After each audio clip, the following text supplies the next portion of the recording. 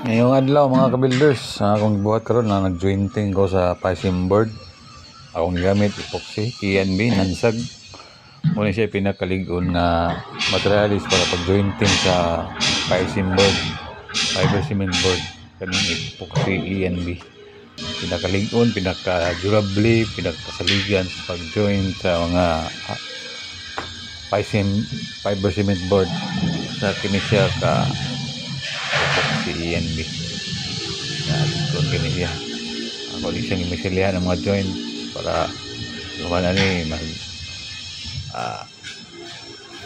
tirasad ko uguan.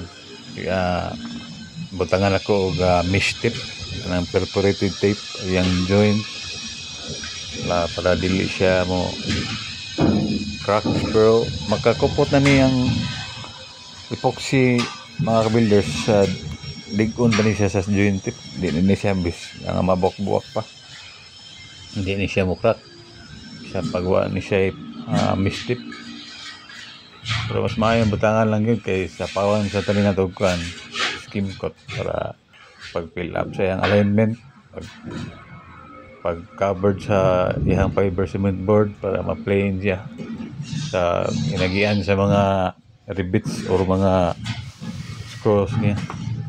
Ato na siyang gairan, ato na siyang alignon para matulid siya, para itanaw sa termination na tulid kayo ang iyang kuan, ang linyada sa pulse beam or sa kang gitawag ni siya og kuan kaning ledge. Mo ni siya mga ka-builders, mong gamit ani kay pali siya Pioneer epoxy and minansag. Wow. Brand kini siya sa Pioneer. Kani among pagtrabaho day kuan ba ni siya, mga preparasyon ba ni, wala pa may final ani tanan mga kwarto ani amo pa ning preparasyonan.